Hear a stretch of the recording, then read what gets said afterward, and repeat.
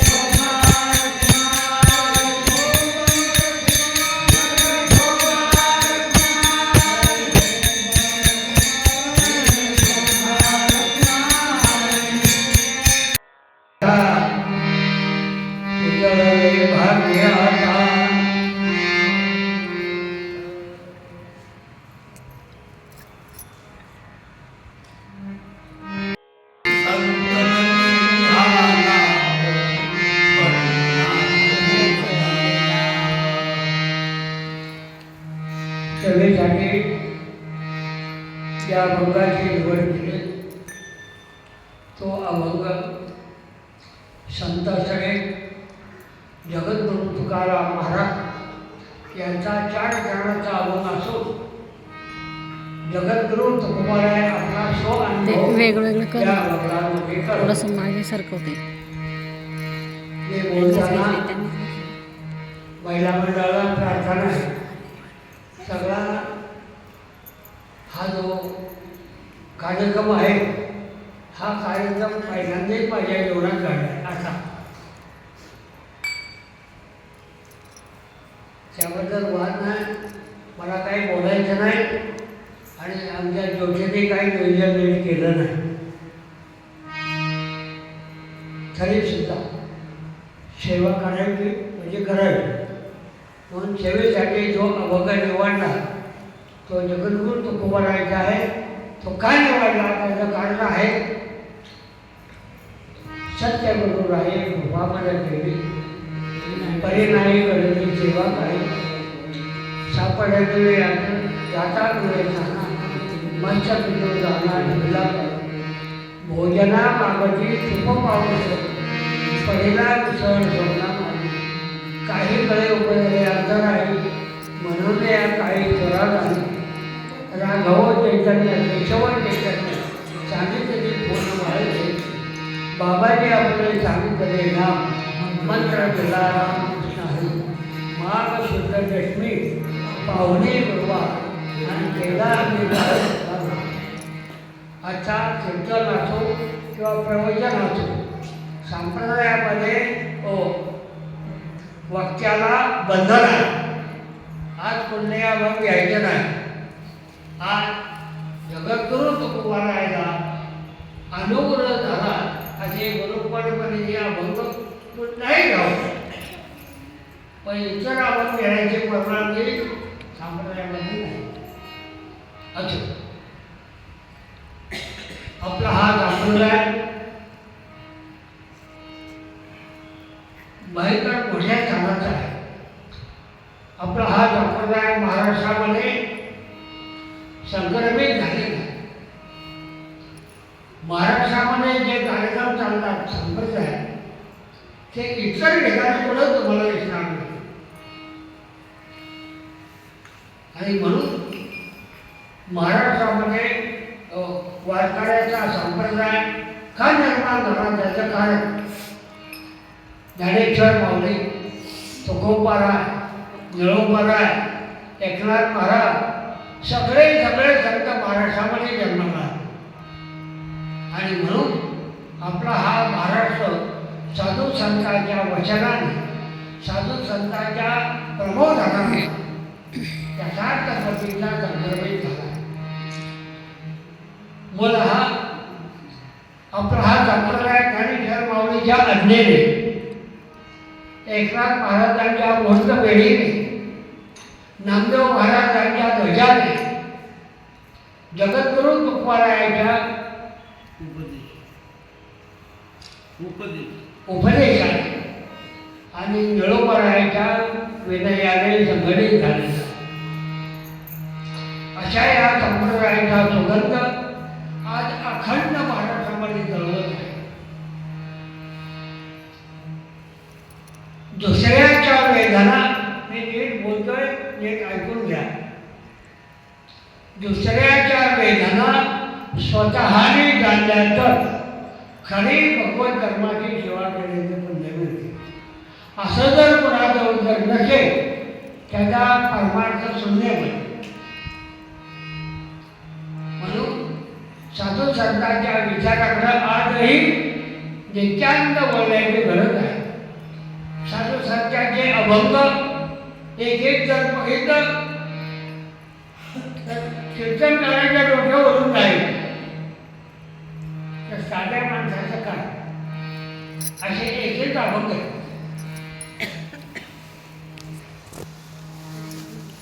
अद्वैत अभंग आहे, नामपर अभंग आहे. साखरे महाराजांच्या नेमानुसार अखंड आमचं जीवन आतापर्यंत यथार्थ पद्धतीचे ते बोलायचे. माणसं जिवंत माणसाकडे नीट बघायला जमत नाही आणि मेलेल्या माणसाकडं धाव घेतात. माणूस एखादा मेला ना तर कुणाला सांगावं लागत नाही, खूप गर्दी त्याला पाहायला मेलेल्या माणसाला. आणि जिवंत माणसं एखादा उपाशी असेल त्याच्याकडे बघायला तो ही काय फार काय गेली. मग माणसाने मेलेच्या पाठीमागे लागावं का तिच्या माणसाला. म्हणून मी प्रवचनाला आलो.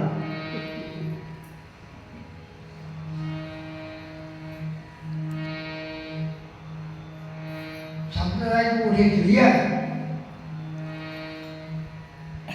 आणि तो कोबर आहे.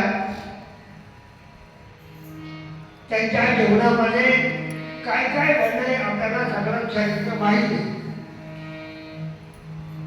तुकोबरायच्या वेशा काय पाठवल्या, तुकोबरायला मारलं काय, संतांचा या लोकांनी भरपूर जग केला. पुणे देवकर ते काय गुजरातचे होते का. नामदेव महाराजांचा छळ केला अळंदीमध्ये. ते काय विक्रीमध्ये होते का. एकनाथ महाराजांचा छळ झाला पैठणमध्ये. ते कुठले होते. नामदेव महाराजांचाही छळ केला. नवे नवे अद्याप वारकऱ्यांचा सुद्धा छळ चालू अद्याप. कराची छळण संतांच्या असे संतांचं वाक्य. म्हणून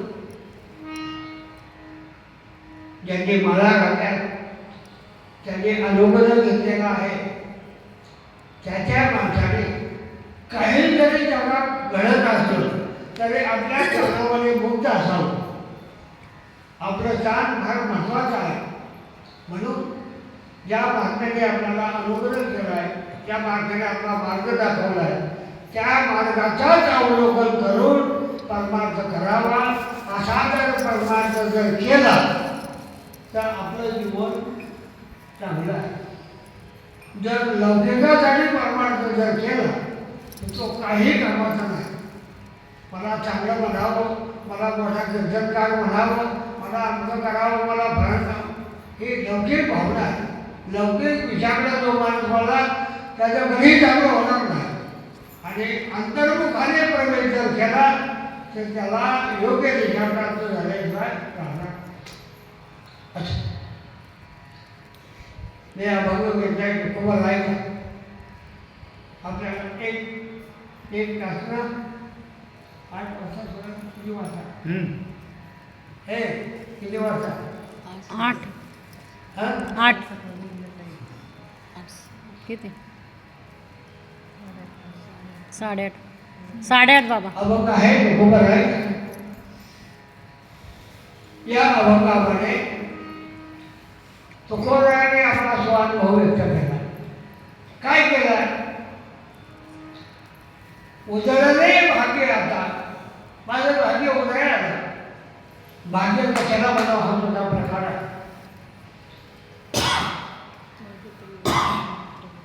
दोन मुलं झाली भाग्य. 2 गाड्या घरात आल्या भाग्य.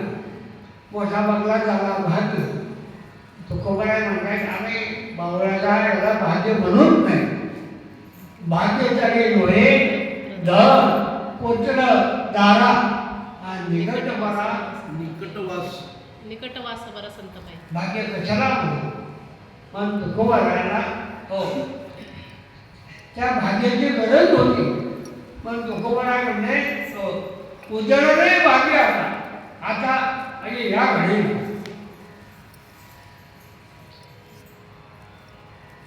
भाग्य उजळल्यानंतर काय झालं. उजळले भाग्य आता अवघे चिंता वाढली. चिंता वाढली हा भाग वेगळा आणि चिंता ते पळाले गोकुळा वाढले हा भाग वेगळा. पळून गेलेली चिंता ती परत आल्याशिवाय राहत नाही आणि मेलेली चिंता परत येऊ शकत नाही.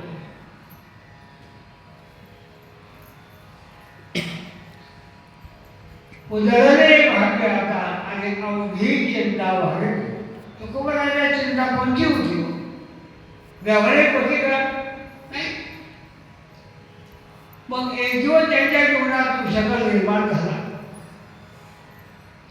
तुकोबाराच्या स्वप्नामध्ये बाबाजी सद्गुरू त्यांच्या स्वप्नामध्येच आले आणि स्वप्नामध्ये येऊन असा पाठ आहे, सापडली नसून सापडे विले वाटे. त्या बाबाजी सद्गुरूने त्यांना सापडविले, त्यांचा हात धरला. पाठ कसा आहे, सापडे विले वाटे दाता रंगे सांगा आणि मत्स्यपणे दादा ते विलाप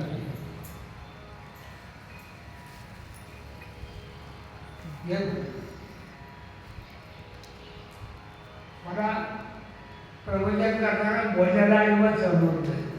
तो बोलू नको की नाही केलं तरी झालं, काय करायचं त्याचं?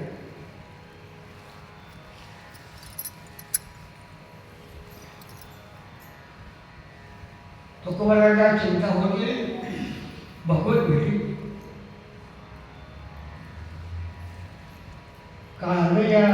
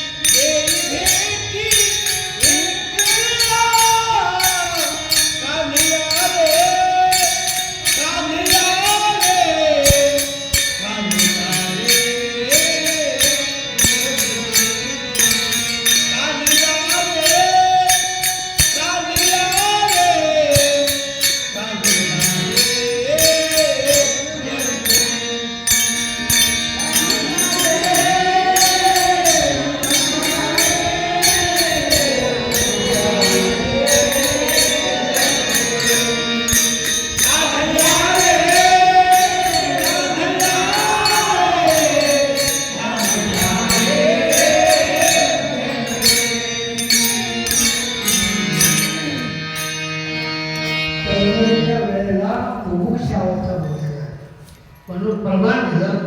काने यार जगण्याची देही भेटी यायच्या वेळा भगवंताच्या भेटी जन्म झाली. अशा जन्मण्याच्या अवस्थेमध्ये बाबाजींनी तुकोबारायला सापडले होते. मंत्र दिला राम कृष्ण हरी. त्यांनी भावनेने तो मंत्र जपला. मंत्रामध्ये मी अजूनही पावर आहे, पण भाव आहे. आमचा स्वतःचा अनुभव आहे. भाव जर नसेल तर राम विचारे राम विचारे राम विचारे दिवसभर म्हणत असत काय का. भाव पाहिजे त्याच्यात. जर भाव नसेल तर ते मंत्राला पावर येत नाही. म्हणून भावनेशिवाय परमार्थ नाही. म्हणून तुकोबारायचा थोडा भाव होता, प्रेम होता.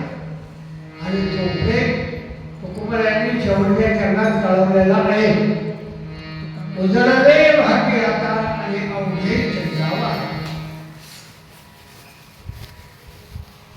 चिंता होती परमात्मा गेली.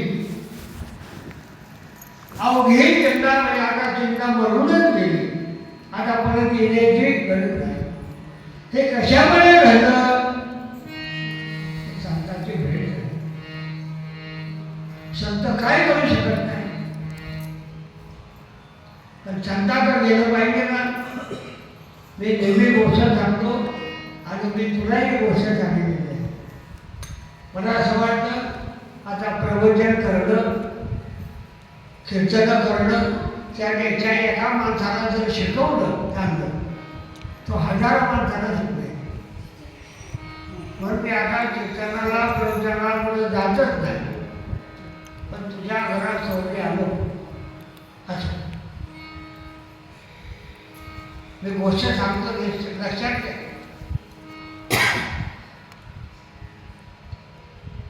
मी जे विचारेल त्याचं उत्तर देईल, तो ऐकलं नाही म्हणून.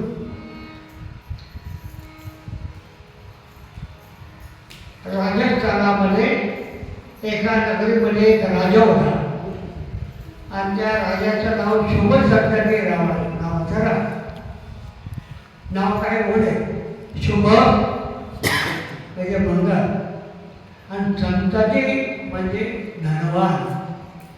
आता शुभ संताची राजा, त्या राजाला 3 मुलं होती.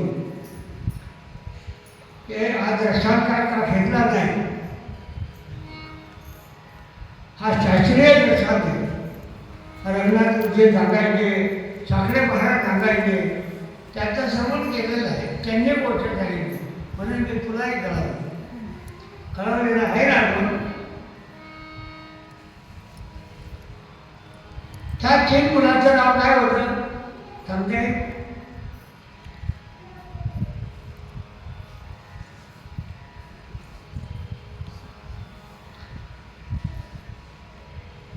मला काय सांगायला पाहिजे की ज्या ज्या माणसाला मी अभ्यास केला त्या त्या माणसाला कळलंच पाहिजे ना. जर कळलं नाही तर आम्ही एवढं योगदान करून काय फायदा सांगा. म्हणून माझी विनंती, लौकिकाकडे वळू नको, अभ्यास कर. हो, अभ्यास करायला तुला भगवंत मोठा करेल, संत मोठं करेल, पण आता गडबड करू नको. मला या एका आल्यावर मला सगळा काय भाव कळाला, काय करावं काय करावं, आणि इथून तसंपर्यंत जाता येत नाही. ज्या निमित्ताने आलं ते निमित्त व्हायलाच पाहिजे. मला एकट्याला यायचं नाही म्हणून माणूसकडे सगळ्यांना सांगितलं मला घेऊन जाता असेल तर मला येता येईल. पण तुला फोन केला, तू त्यांना फोन केला की मला इथपर्यंत घेऊन आले. मला असं वाटलं की निदान 14 तास तरी असेल, महिलांना उभा केला असतं, चालकरी पाहिजे, वाजवणार पाहिजे, आणि चालकरी टाळ वाजवणार पाहिजे, टाळ बोलणारे नाही. परमात्माचा खेळ, परमात्माची शुद्ध भाव. मी हडामासाचा मास्टर आहे. टाळ कसा वाजवायचा, मृदंग कसा वाजवायचा, मृदंगाला कमीत कमी 2,500-3,000 लोक मी शिकवले. मला सांगितलं जर असतं तुम्ही 10-15 पकवान वाजवणारे कार्य केले, काय करा तुझ्या लक्षात नसेल तर मी सांगतो. शुभसंतती नावाच्या राजाला 3 मुलं होती. एकाचं नाव तत्वदृष्टी, एकाचं नाव अदृष्टी आणि एकाचं नाव तर्कदृष्टी. सांग परत. एकाचं नाव तत्वनिष्ठी, दुसऱ्याचं नाव अदृष्टी, तिसऱ्याचं नाव तत्वनिष्ठी. त्याचं नाव वेगवेगळं. तत्वदृष्टीमध्ये केवळ तत्वाचा विचार करणारा हा बोला. आतऋषी म्हणजे अंतर्दृष्टीने तत्वाचा विचार करणार. हे खरं आहे का? हे खरं आहे. दिसते ते खरं आहे का न दिसते ते खरं आहे असं. हे मोठे लहान असताना माझ्या बघून राहायचे, चांगली राहते. या गावाला सुद्धा गेलो असं. या वडीले कीर्तनकार किती टाळगडी असे 100 टाळगडी उभ्या असायच्या कीर्तनाला. तिच्या बाजूला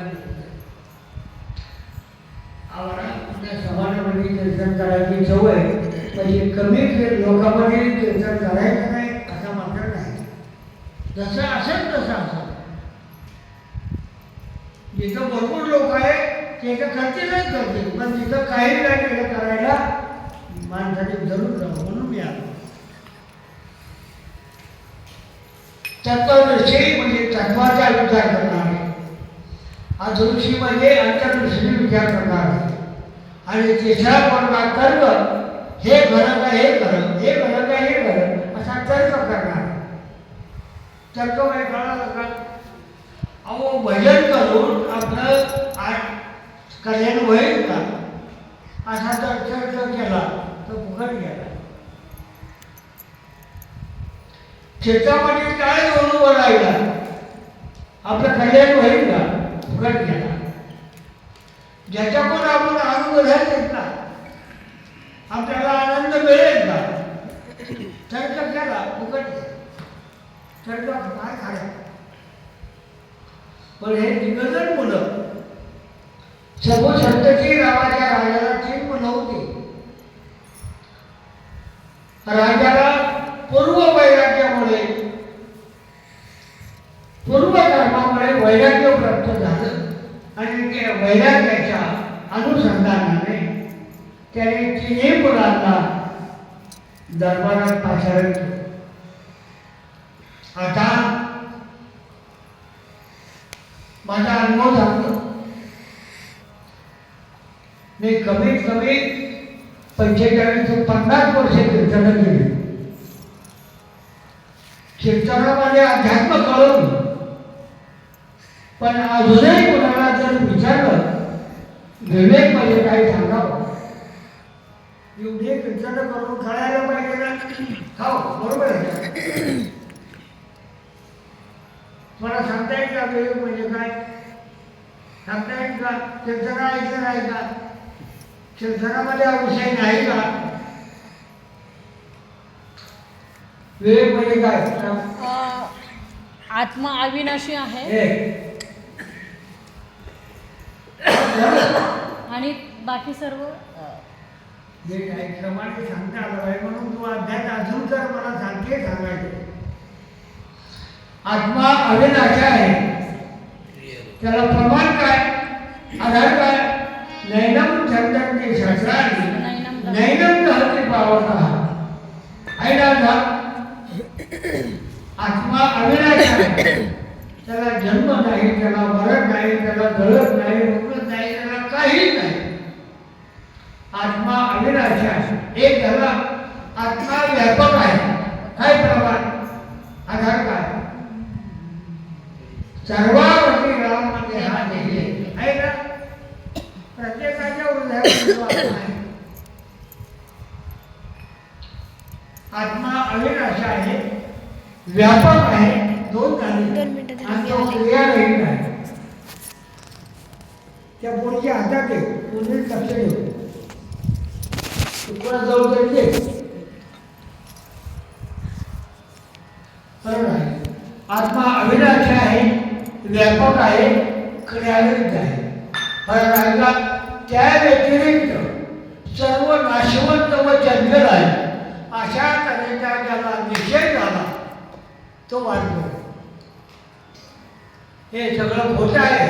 म्हणून तुकोबारायचा आपण कासडीच्या बंगामध्ये आलाय. धनधारा पुत्र सोना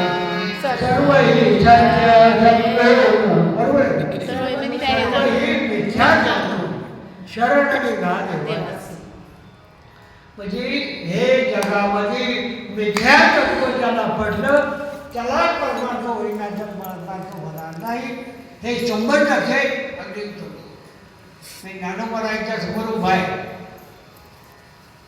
ज्ञानोबरायांच्या वचनाने सांगतो 100%.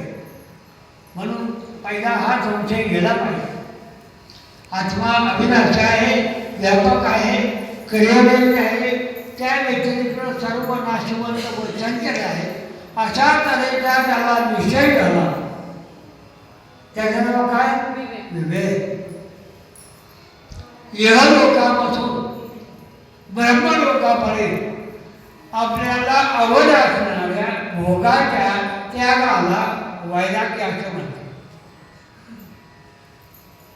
आणि असं ज्याला वैराग्य झालं त्यालाच मनुष्यत्व प्राप्त होईल असा मनुष्यत्वाचा आहे. उजळले भाग्य आता आणि अवघे जनता महाराणी संत दर्शनी आला. ह्याच्यावर मी दृष्टांत सांगतोय. त्या शुभशंकरी नावाच्या राजाला पूर्व पुण्यामुळे त्याला वैराग्य प्राप्त झालं. आणि मग त्याला असं वाटलं की आपण भगवंताचं चिंतन करत अरण्यामध्ये जावं आणि भगवत चिंतन करत बसावं. पण या राज्याचे कारभार कोण सांभाळला? एवढं राज्य कोण सांभाळला?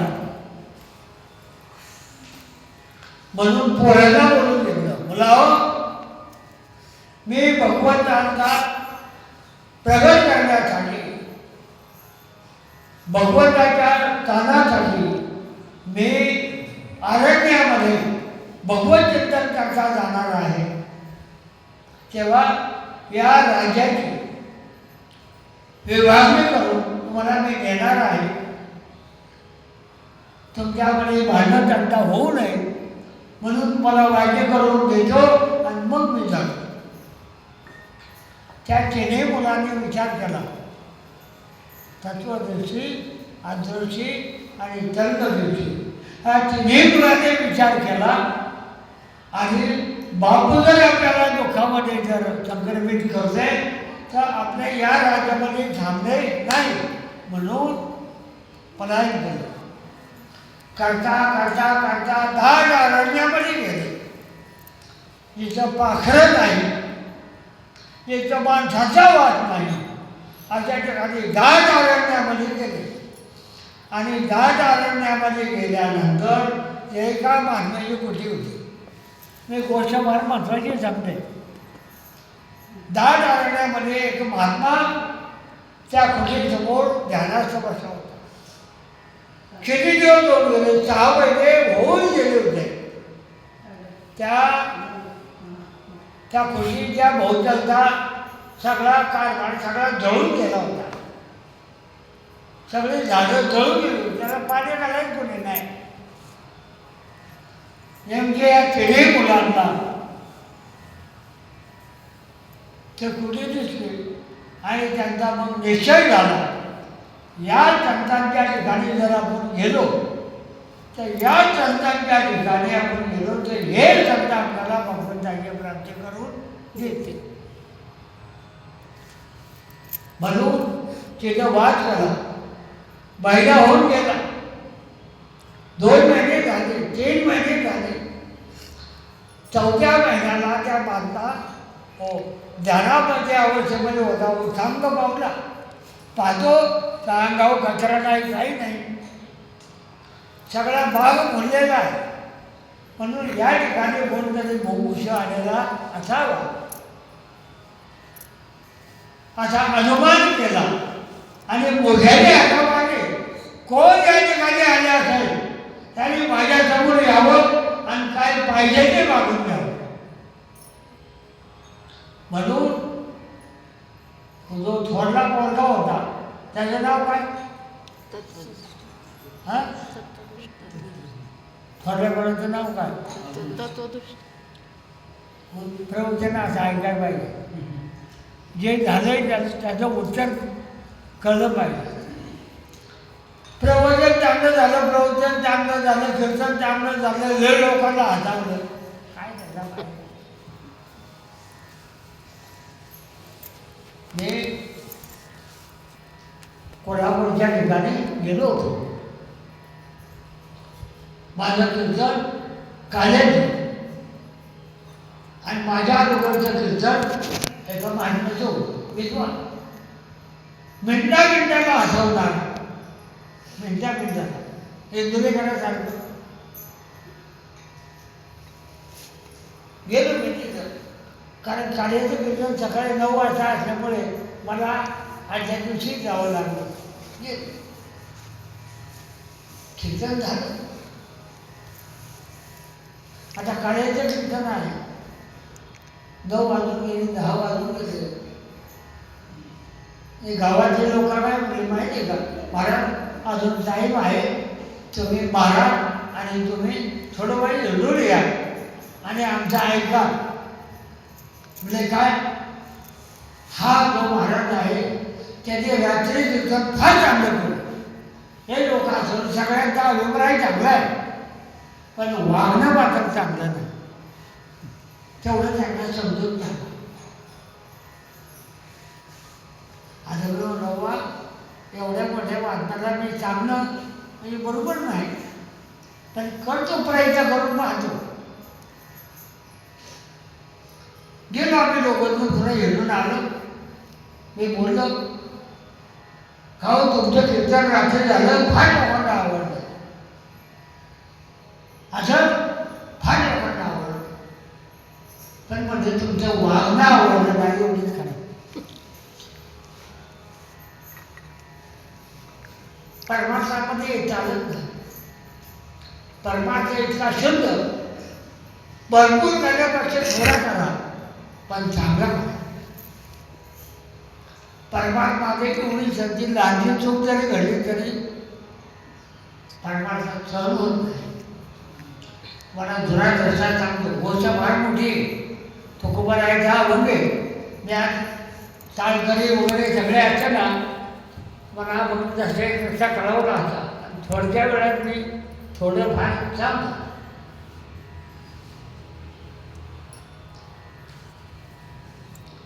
मी त्याला बोललो, अहो लोकांना तुमचं कीर्तन आवडलं, पण वागणं आवडलं.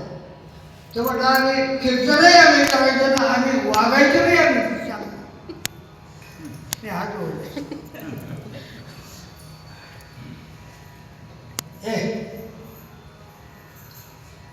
खेडेगाव असतं, खेडेगाव, आणि खेडेगावामध्ये कौलारू घरं असतात, आहे ना. मांजरे म्हणा, कुत्रेने म्हणा, ते इस्काडलेले असतात. सकाळी सूर्य उगवला की इस्काडलेल्या कौलातून सूर्याचं किरण पडतं ना.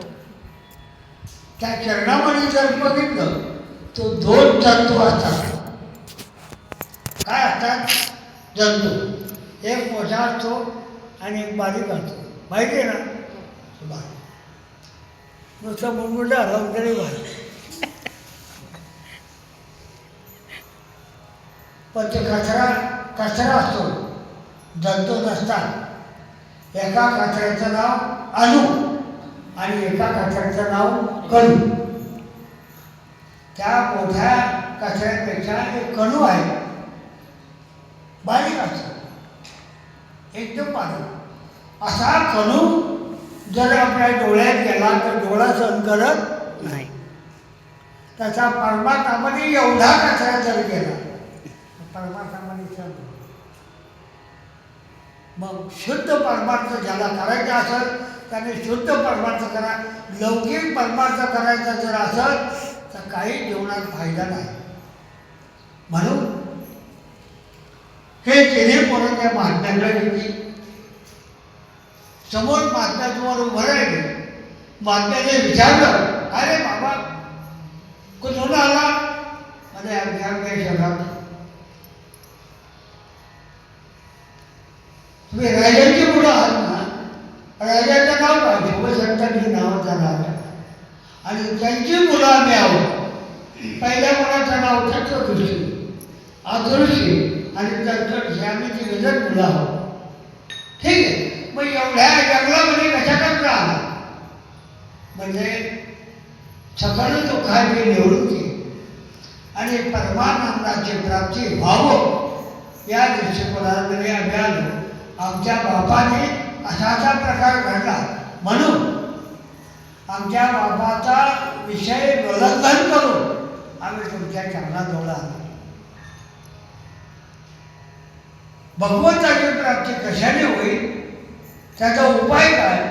भावे गावे गीत शुद्ध करो या चिंत तुझं भाव आहे देव आणि हा काही सोपा उपाय सांगितला. अनेकाचे गाणे गुणदोष मना नाही मस्तक ढैंगना कधी संतांचे धरणा वेचीचे वचन गेले राहील समाना तुका म्हणे फार थोडा तरी बरोबर त्याचा उपाय. त्या भारताने त्या तिन्ही पोरांना उपदेश केला आणि उपदेश करताना बोलले मुलांनो भगवंताची प्राप्ती आणि सकल दुःखाची निवृत्ती एवढा जर तुमचा प्रश्न आहे तर सगळा चुकीचा आहे आणि तो माझ्यापेक्षा तुम्ही निर्णय केला. नीट ऐका पोराओ, नीट ऐका. तुमचा प्रश्न सगळा चुकीचा आहे. का? अरे स्वयंपरा ब्रह्म तुम्ही का काय सांगितलं? सगळे देवाचे रूपच आहे. तुमच्या हृदयात देव आहे, देवरूप आहात. तुमच्या हृदयामध्ये देव आहे, देवरूप आहे. तुमच्यामध्ये आहे, सगळे देवरूप आहे. तुम्हाला भगवंताची प्राप्ती आहेच का? अप्राप्ताची प्राप्ती का प्राप्तीची प्राप्ती? आपल्याला प्राप्त नाही का? प्राप्त आहे ना. मग कीर्तन प्रवचन कशा करता? भगवंताच्या प्राप्ती झाली. त्या परमात्म्याचा आपल्याला अध्यास आहे. त्या परमात्म्याबद्दल भ्रम आहे. या भ्रमानिवृत्तीसाठी प्रवचन करावं लागतात, कीर्तन करावं लागतात, ज्ञानेश्वरी वाचावं लागतील, भागवत वाचावं लागतो. हे ग्रंथ तेवढ्यासाठी एवढी संपत्ती आपल्यासाठी ठेवली. पण आपण त्याचा जर आनंद लुटला नाही तर आपल्या जीवनात काही फायदा नाही. हे पुढे सर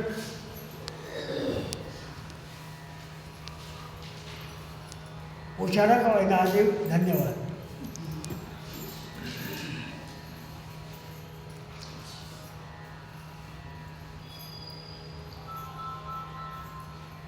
मी काय सांगत होतो?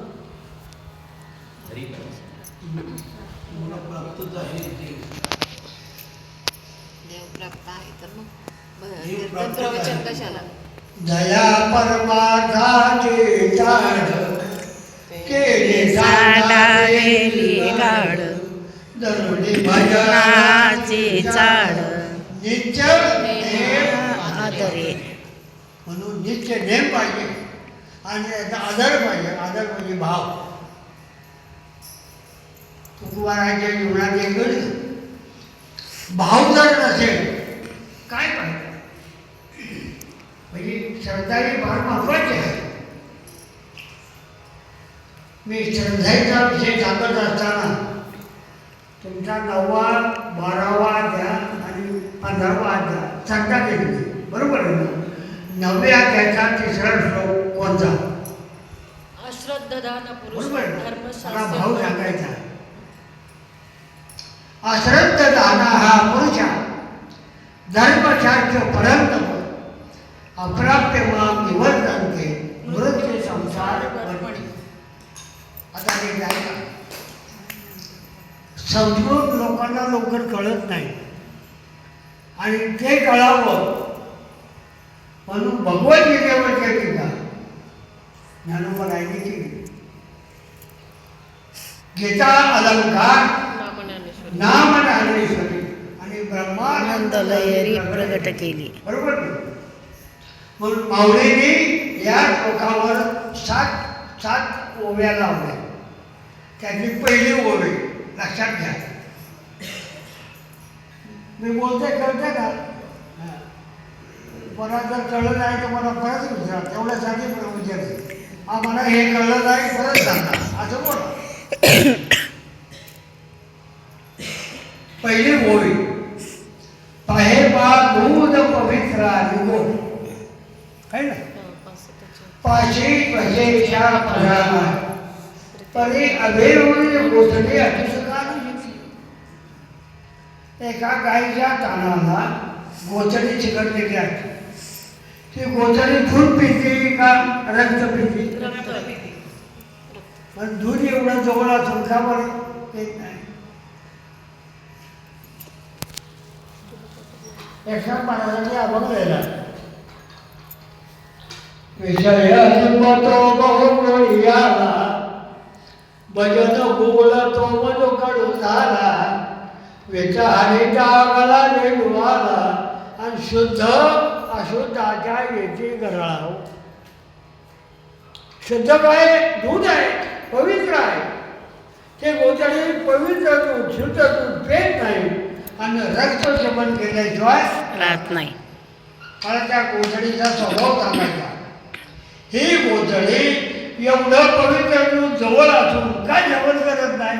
श्रद्धा नाही म्हणून. बरोबर आहे. अश्रद्ध झाला हा पुरुष.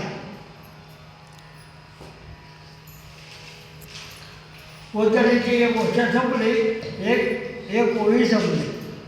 त्या एक एक ओळीवरती मला असं वाटतं 2-2, 3-3 महिने सांगण्यासारखा विषय. दुसरी ओवी आहे का कमलकंदा आणि धरतुरे नांदणूक एकूचे घरी परी पराग जीविके भ्रमणे चुकले जीवने. ते विटकुळे पुढे घ्यायची डबक्यामध्ये. त्या पाण्याच्या खाली काय असतो? गाळ. त्या गाळात एक कमळाचं फूल कमळ उगवलेलं असतं. त्या कमळामध्ये काय असतं? मकरंद. तसं बंडारा डोंगर, भागचंद्र डोंगर, घोराडा डोंगर तिथं खरा मकरंद आहे. आळंदी सांगा ठिकाणी खरा मकरंद आहे. सांगा पडायचे लोक कोण आळंदीला जाऊन राहिले? हा दोष नाही का सांगा? कुठून लोक मुगे येतात. परभणी, वेळ, इकडून तिकडून लागून लोक येतात. म्हणजे हे खरे मुगे आणि काय जेवण करतात मग खरं. पण ते बेटगोळे गाळामध्ये खेळली. मकरंद किती लांब आहे? किती किलोमीटर लांब आहे? जवळ आहे का? पण तो मकरंद काय जेवण करत नाही. श्रद्धा नाही म्हणून 2 वेळा संपलाय. तिसरी ओवी का नजय वाटे घरी लोया रुतली अतिशस्त्र बरी ते बहीच होती उपासकरी का घरी ती हे दरिद्र आणि तू त्याच्या खाली ज्याच्यावर बसला आहे पडद्यावर, त्या पडद्याखाली धन येणार. एखाद्या संत मारण्याकरता आणि ते धन त्यासाठी गोष्ट आहे. एक सावकार कुणाला म्हणतात? त्याची डोकी त्याच्या डोक्यात, त्याची डोकी त्याच्या डोक्यात आणि सगळ्याच्या डोक्यात असा झालेला सावकार म्हणजे श्रीमंत हुशार असतो ना, बुद्धिमान असतो ना. मग त्याच्या लक्षात आलं आपल्याला एक मुलगा आहे, एक बायको आहे. आपल्या म्हातारपणामध्ये जर या दोघांनी आपल्याला नाही सांभाळलं तर आपल्या जवळ धन पाहिजे ना. म्हणून कुठंतरी एवढे करायला पाहिजे. म्हणून लोक आता हुशार झाले, एवढ्या करून ठेवते. करून ठेवायचे झाले. नाही पोरांनी सांभाळलं, नाही सोनाने सांभाळलं, आपली एवढी कामाला येईल ना.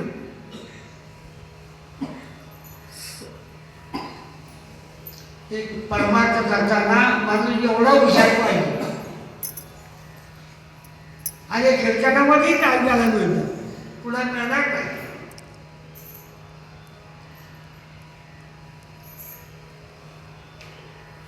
एवढी करावं लागतं. तो सावकार हुशार असल्यामुळे त्या माई लेकरांना न कळत पलंगाच्या खाली खड्डा घालला आणि आपल्याला कमीत कमी 40-45 वर्ष हे धन आपल्या कामाला येईल एवढं धन करून ठेवलं, ते सारून ठेवलं. त्याच्यावर चंदनाचा पलंग एवढा आणि त्याच्यावरून झोपायला. काय त्याच्या मनात आलं की आपण काशाला जाऊ. काशाला गेला, बायकोला पोराला घेऊन गेला. गंगेचं दर्शन झालं, काशी विश्वेश्वराचं दर्शन झालं आणि असा खांबाला टेकून बसला. काय भाग्य त्याचं. कॉक अशा गालात थांबला. ही घडलेली गोष्ट आहे बरं का. अजय दादा आता सांगा, त्या सावकाराने पुढं पैसे काढून ठेवले ते पोराला माहिती, बायकोला माहिती. त्या दोघा माई लेकरांनी त्या सावकाराचा त्या हरिचंद्र घाटावरती त्याला जाळला, त्याचा विधी केला आणि आपल्या घरी आले. त्या पोराजवळ जेवढे पैसे होते तेवढे नासावले, त्या बाईजवळ पैसे होते तेवढे नासावले. सावकारचे पैसे कोणी द्यायला गवत नाही. आता खायचं काय म्हणून ते पोरगं बापाच्या पडगावरती उपाशी जायचं.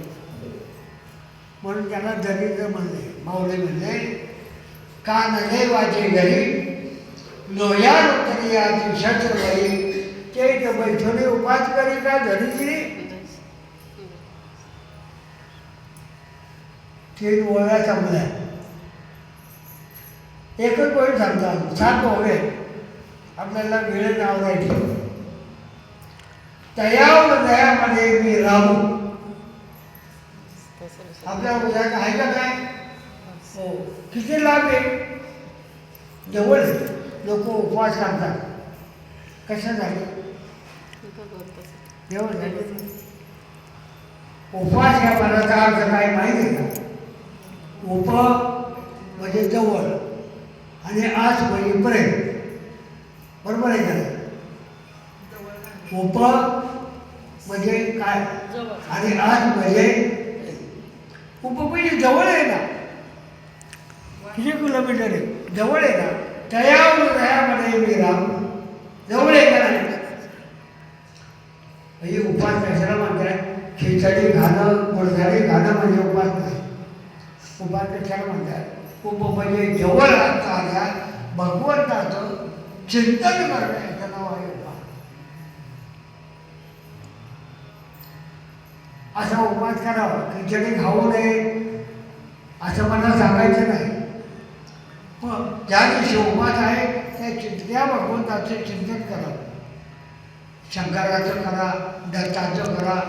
भगवंत सगळ्या बाजूने नसला. कधी राम झाला, कधी कृष्ण झाला, कधी बसवा झाला, कधी देवी झाली. सगळं त्याचं अनंत वेळ आहे. अनंत रूप आहे. आता अनंत वेळ घेतल्याला तो भगवंत आहे. दयावर दयामध्ये रामू असला सर्व सुखाचा आरामू परी भ्रांतीची कामू श्यामू. भ्रांत आणि भ्रत जे ऐका. एका राजाला तहान लागली. शिकारीला गेला. दुपार झाली होती. तहान लागली आणि तहान लागल्यानंतर आता पाणी पुढे मिळेल. अध्याय सांगतो, भयावं सांगतो. आता पाणी पुढे मिळेल. एका झाडा उतरला आणि पुढे हिरवळ दिसेल का पाहायला बघितलं. जवळ ते हिरवळ दिसत. सगळ्या कडेने हिरवळ. मध्ये काय होतं, मध्ये तळं होतं, तळ्यामध्ये काय होतं, पाणी होतं, पण त्याचा उपचार असल्यामुळे त्याच्यावर शेवाळ आलं होतं. पाणी दिसतंय का? राजा तिथे गेला आणि त्याला वाटलं इथं मी पाणी नाही.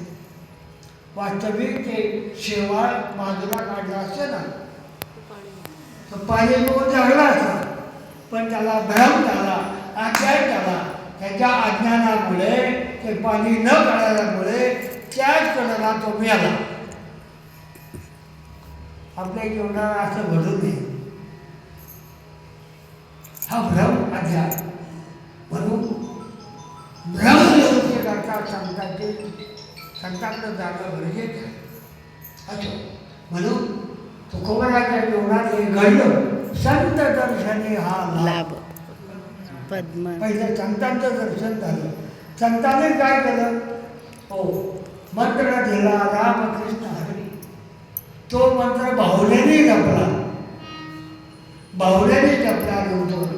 तो अदृश्य परमात्मा तो प्रत्यक्ष त्याच्या रचनेला साक्षात्कार झाला. उदराने भाग्य आता अवघेश जनता वारली, संत दर्शनी हा लाभ आणि पद्म नाम जोडीला. असा परमात्मा जगव्यापक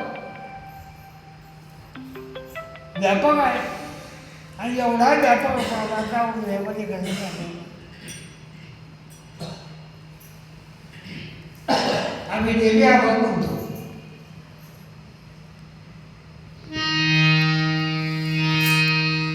खाना प्रमा म्हणजे माहिती उदय म्हणजे खाणं गेलं.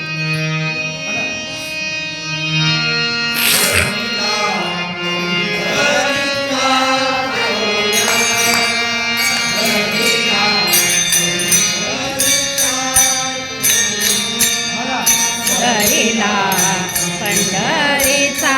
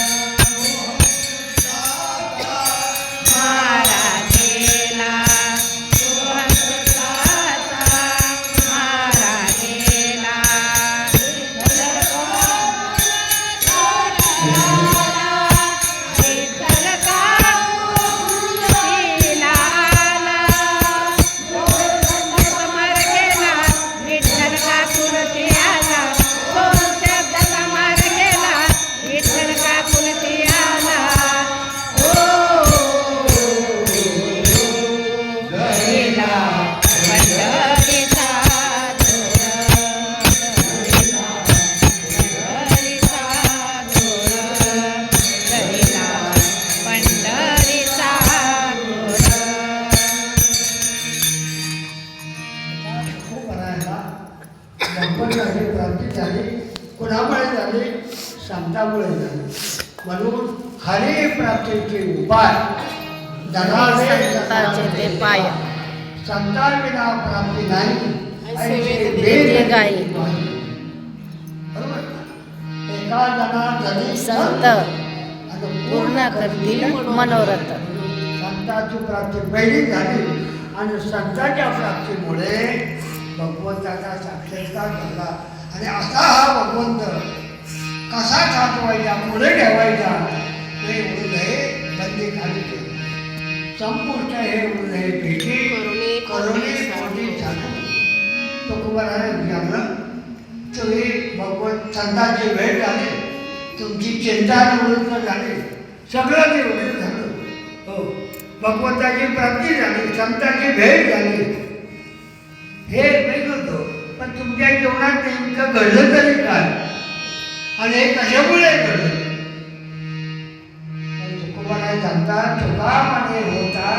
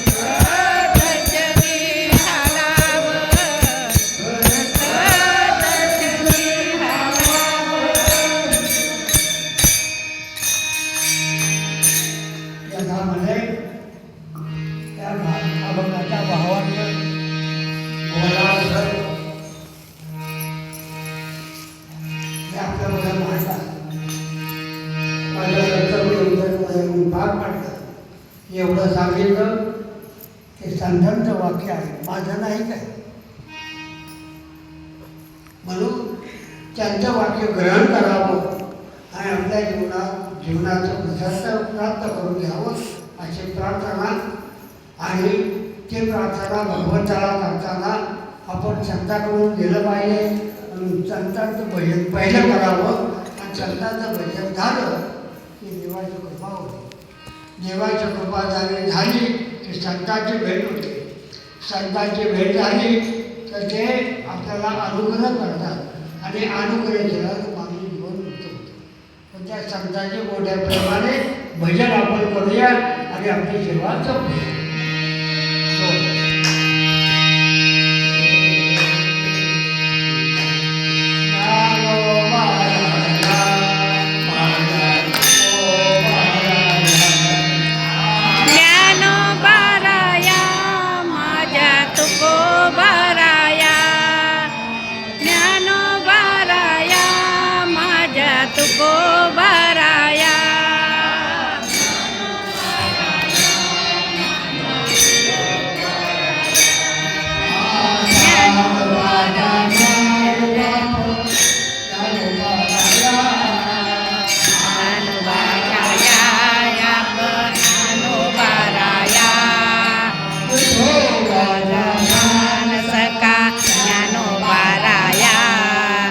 विठोबाचा प्राण ज्ञानोबाराया. बाराया माझ्या तुकोबाराया, ज्ञानोबाराया माझ्या तुकोबाराया. ज्ञानोबाराया या, ज्ञानोबाराया माझ्या तुकोबाराया.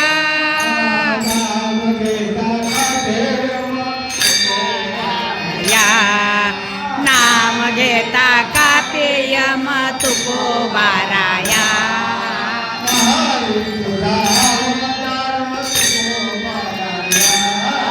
महाविष्णूचा अवतार तुकोबाराया. ज्ञानोबाराया माझ्या तुकोबाराया. ज्ञानोबाराया माझ्या तुकोबाराया.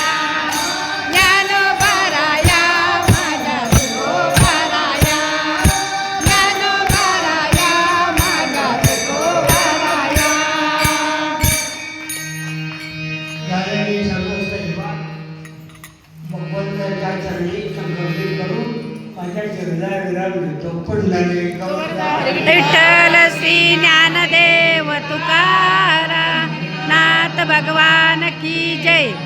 ज्ञानेश्वर महाराज की जय. राम महाराज की जय. जो हा उपक्रम चालू आहे या उपक्रमाला गुरुवर्य जंगले महाराज माऊली यांनी आपल्याला अतिशय सुंदर अशी सेवा दिलेली आहे. संतांची वचनं काय होती अतिशय सोप्या भाषेमध्ये आपल्याला सांगितलेलं आहे. आपल्या जीवनामध्ये परिवर्तन जर